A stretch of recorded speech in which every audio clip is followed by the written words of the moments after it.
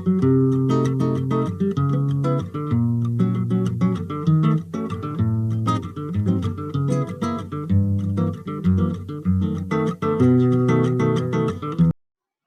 pessoal. Carolzinha, vamos falar hoje sobre um assunto que eu acho super importante. Acredito que você também considere a questão da invisibilidade no mercado de trabalho. Então, só te perguntou qual é a sensação, né, de se sentir invisível? Para alguns profissionais de muitas áreas, essa é uma sensação comum, né? Uma sensação que se passa todos os dias. Então, mesmo desempenhando funções essenciais, como varrer ruas, sepultar pessoas, coletar lixo reciclável, os trabalhadores, né, eles são simplesmente ignorados. Às vezes humilhados, né? Além de outras situações, tipo apelidos que muitas vezes se dizem carinhosos ou expressões como se referem a eles, né? Sim, ele ou ela já é da família. Chamar de tio, chamar de tia, são expressões que se dizem carinhosas, mas... Pois é. Será mesmo que essas expressões são carinhosas? Então, para responder essas e outras questões, hoje nós trazemos aqui a Amanda Schiavon, uma psicóloga, mestranda da URGS de Psicologia Social Institucional. Tudo bem, Amanda? Oi, meninas. É um prazer e uma honra estar aqui com vocês de novo, batendo mais um papo sobre essas questões que são tão importantes, que a gente precisa refletir tanto no nosso cotidiano, no nosso dia a dia, que às vezes acaba passando batido, né? Por que ainda se tem, ao que se deve esse comportamento ainda em pleno século XXI, quando a gente já se diz uma sociedade tão avançada, né? A gente já tem fácil acesso rápido a conhecimento, internet, não sei o quê. Por que ainda existe esse pensamento, esse tipo de comportamento que às vezes é tão retrógrado? Gurias, então, eu acho que essa discussão, né, a gente não tem como desligar ela do bate-papo que a gente teve há pouco sobre marcadores sociais de diferença, né? Então, uma coisa está completamente ligada à outra e influencia muito. Mas em relação a essa tua pergunta, acho que tem pelo menos umas duas questões que eu gostaria de enfatizar aqui, né? A primeira é que a gente pensa na ideia do acesso à informação e tecnologias, principalmente nesse período de isolamento que a gente está vivenciando agora. Acho que tem se tornado um pouco mais evidente o quanto que nem todas as pessoas têm acesso à informação e à tecnologia, né? O quanto a gente tem uma ideia errônea disso e o quanto isso diz muito da desigualdade que a gente vive. Ou então, muitas pessoas somente têm acesso a informações específicas que são veiculadas pelas grandes mídias, né? Então, acho que nessa ideia, assim, entrando no segundo ponto, de pensando o quanto se demonstra as desigualdades sociais que são muito enraizadas no nosso país, que a gente precisa pensar que para que haja alguma possibilidade de fazer alguma ação, alguma mudança, para que diminua essas desigualdades, ou para que realmente todas as pessoas tenham acesso às mesmas informações, é preciso que a gente pense, como a gente falou no último bate-papo, os nossos corpos enquanto marcados, principalmente aqueles marcados por privilégios, né?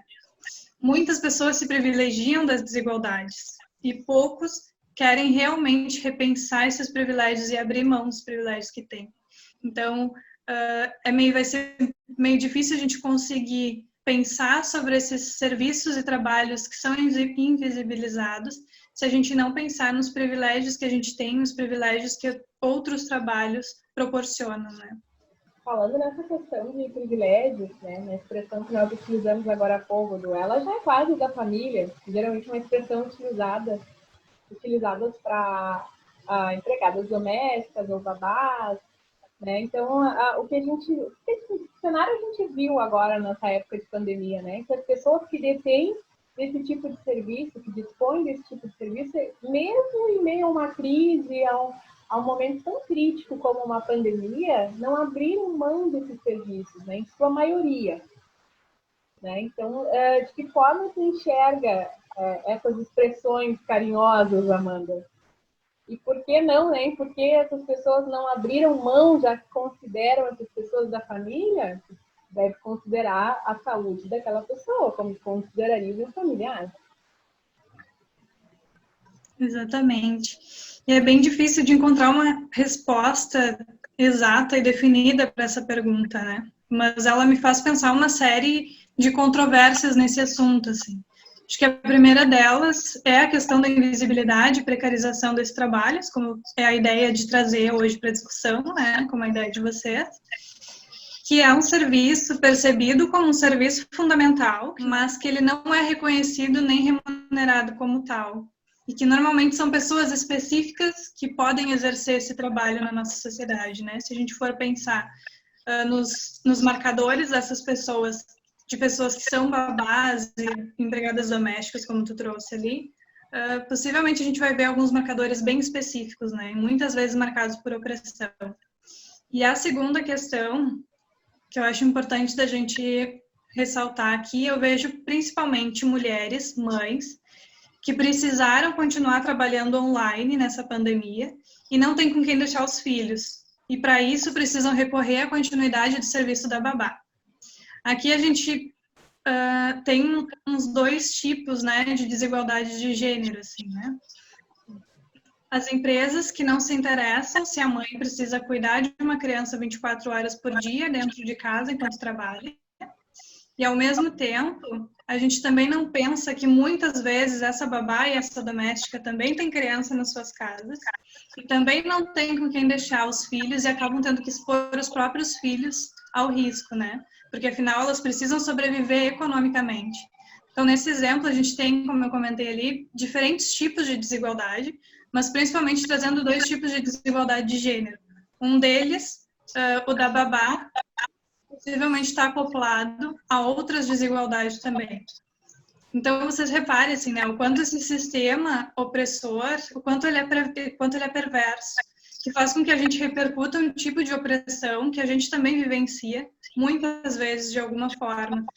Isso fala muito sobre o quanto a gente não repensa essas desigualdades, o quanto a gente não repensa essas opressões e muito menos os privilégios que a gente tem, né? Quantas vezes a gente acaba só repercutindo sem nem pensar no quanto as nossas ações repercutem, sim, a maior parte das desigualdades que a gente tem no país. Esse comportamento, né, ele pode ser considerado, muitas vezes ele é considerado, né, uma coisa cultural, uma coisa que vem da nossa criação individual, somado às regras impostas socialmente. Mas como é que a gente pode mudar isso? Como é que a gente pode mudar esse problema ou amenizar ele? Como é que a gente pode tratar, mudar essa realidade dessas pessoas que são invisíveis, né, socialmente falando? Infelizmente, a gente não tem um passo a passo, né, que pudesse seguir, assim. Acho que depende de uma série de coisas, depende desde a política governamental que a gente vive até as nossas ações mínimas e diárias, assim. Mas eu sigo defendendo que o primeiro passo, pensando nas nossas ações, já que muitas vezes o grande governo às vezes foge do nosso controle, mas pensando nas nossas ações diárias, acho que o primeiro passo é reconhecer essas desigualdades que existem no país, porque ainda hoje a gente ouve que racismo não existe mais, que feminismo é mimimi, que todos nós somos iguais e assim por diante, que só segue reforçando e legitimando a perpetuação dessas opressões, né? Da mesma forma que a gente reconhece esse sistema opressor, a gente também precisa reconhecer o nosso papel na perpetuação dessas opressões. E aí, nesse ponto, também entra o reconhecimento dos privilégios, como a gente falou agora há pouco, né?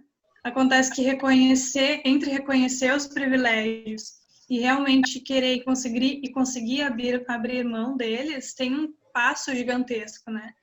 Que é onde normalmente a luta pela equidade de direitos acaba sendo barrada muitas vezes, justamente no sentido de, na maior parte das vezes, a gente não querer abrir mão dos privilégios que a gente tem.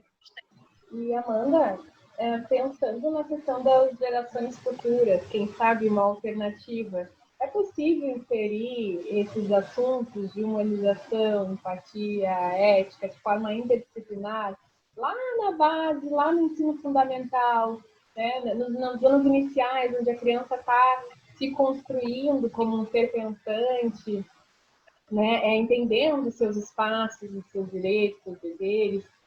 Existe essa possibilidade de engajar mais dentro da base. Acho que a gente até já passou do tempo de fazer isso, né? Acho que a gente já deveria ter feito isso há muito tempo. Assim como a gente deveria discutir sobre isso dentro das universidades, coisa que a gente não discute, durante as graduações, coisa que a gente não vê.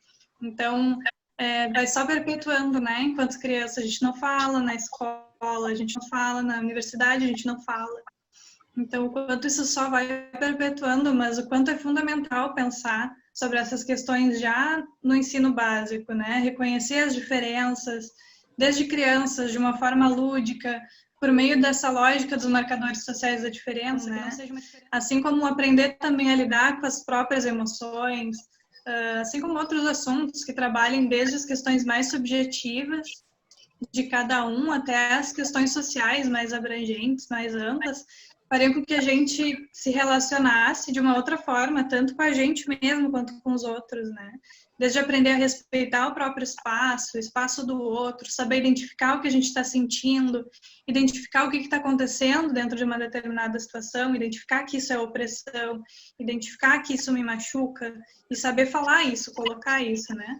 Imagina, poderia evitar uma série de traumas e de opressões, talvez até promover uma sociedade onde todos possam alcançar aquilo que sonham e não somente seguir os caminhos que um sistema colonizador e opressor definiu que é aquilo que aquela pessoa deveria seguir, né? Porque somente aquelas possibilidades foram dadas para aquela pessoa. É fundamental se a gente já começasse a fazer isso logo.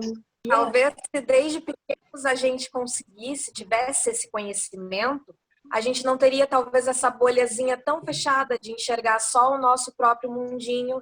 E aí, a partir disso, a gente acha que o resto é mimimi, que não sei o quê, que todos... que cria essa falsa ideia de igualdade, né? Porque a gente só está enxergando aquilo ali no nosso mundinho. Talvez se isso viesse lá da infância, a gente já tivesse esse conhecimento, né? Isso não acontecesse.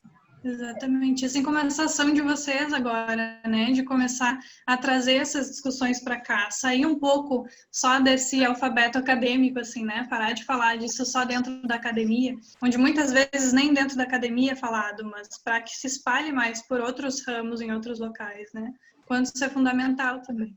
Conseguiu identificar, né, o quanto a gente consegue discutir ciência e a gente não consegue discutir a questão de humanização, de construção, de formação como ser humano. Então, independente se nós somos das exatas, é essencial que haja essa construção. Claro, se vier desde a base, se vier desde o ensino fundamental, se vier lá dentro da tua família, né, da tua constituição de família, ok, melhor ainda. Né? Mas muitas vezes não tem esse apoio, não tem essa base, está dentro de casa. Então, já se constrói aqueles pré-conceitos, né? E aí, se tivesse um mínimo de discussão dentro do meio acadêmico, talvez, né, ali na formação como adulto, a pessoa tivesse consciência de que muitas vezes ela tem atitudes que estão sempre diminuindo o outro, para que ela consiga enxergar que aquilo que ela está fazendo em forma de piada não, né, não é legal, né? Não é uma coisa, não é divertido. Né? Mas se houvesse essa discussão dentro, né, interdisciplinarmente, junto com a ciência que a gente está ali aprendendo. Eu acho que a gente se constrói como um todo, e a universidade, às vezes, parece que peca, né? Olha, eu sou das humanas, tu é das exatas, a gente só trabalha com cálculos. Não, a gente não trabalha só com cálculos, a gente tem que trabalhar com a questão da formação. Até porque quando a gente vai para o mercado de trabalho, nós não trabalhamos em separado. Nós geralmente trabalhamos em grupos, em conjuntos. Então, entender os limites e os espaços faz parte dessa construção profissional. Beijo. Tá bem. Beijo.